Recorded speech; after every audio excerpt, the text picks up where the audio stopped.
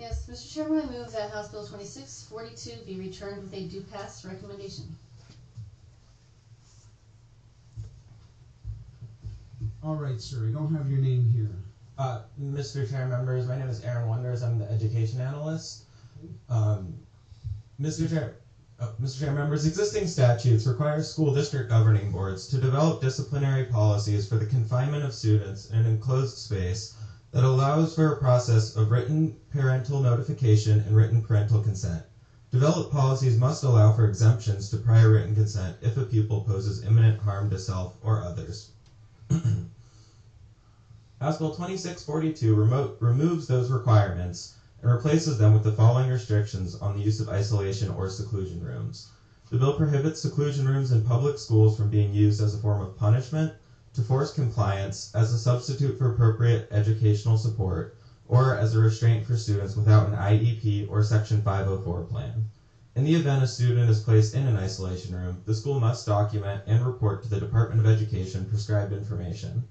The bill directs school personnel who monitor or place students in an isolation room to be certified in first aid and cardiopulmonary resuscitation and obtain annual training in specified areas. House Bill 2642 specifies the circumstances in which a student may be placed in an isolation room and prescribes requirements for the construction and operation of an isolation room.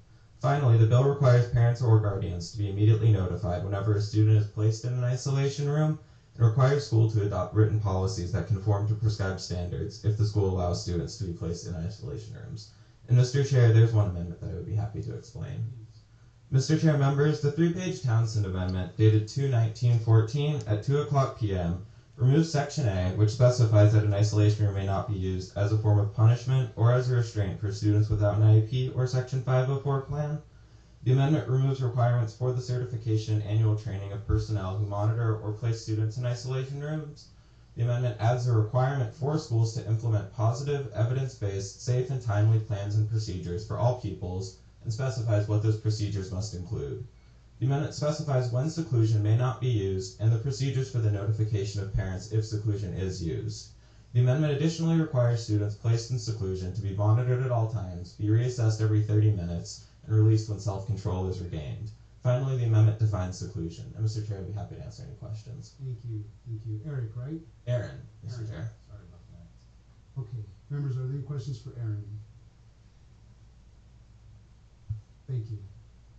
All right, Madam Vice Chair, go ahead. Let's move the amendment.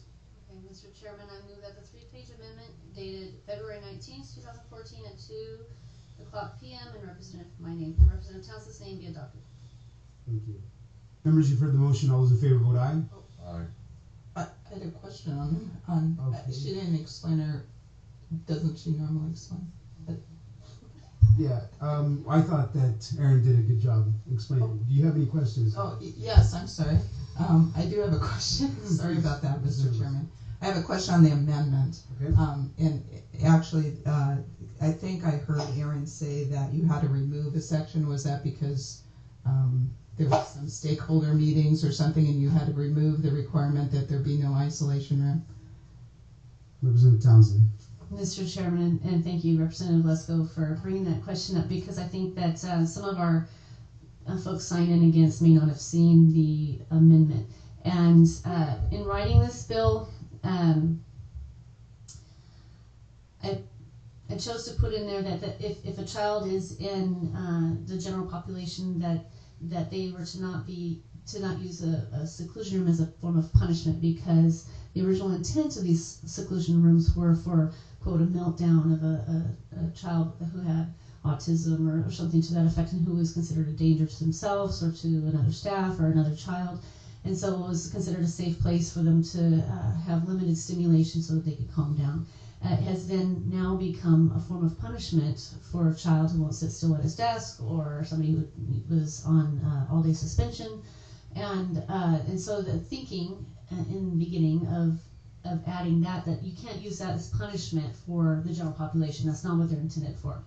However, having looked at the recommendations that the state had done and looked at some other states, a large sentiment, which kind of one of those moments of epiphany, is that you can't distinguish disabled from non-disabled kids and have different sets of rules for each one, per se. That's not what I was trying to do, but I understand the angst that folks had with that. So I was happy to just apply this to all children, that this is going to apply across the board. It wasn't to try and somehow distinguish the disabled kids as somehow different or less deserving of protection from these rooms. It was just that this isolation room, it was and is not meant for punishment. So that was struck so that this covers everybody and nobody's singled out in any kind of category. Thank you. Representative Smith. Thank you, Mr. Chairman. Ms. Townsend, I'm reading the amendment. I have a question. On line 11, all pupils must be taught the critical social skills needed for success, and it goes on. I know that it says the school shall implement some of these things, but how do we quantify that all pupils are taught the critical skills needed for success? So if I'm not there that day, or how does that work? Thank you, Mr. Chair. I want to say that this is a typo. I think that this ought to say all staff. I had never intended in putting, I'm glad you caught that. I had never intended that there would be some kind of a training thing for the children. This is supposed to be for staff. Can we do a verbal amendment here to the amendment here during committee? Should I do it on the floor? Non-substantive change, you should be able to. Yeah. Thank you for catching. Give me a second. Let me take a quick recess, and I'll get you the correct answer. We're gonna take a quick recess. Mr. Chair, I believe. Can I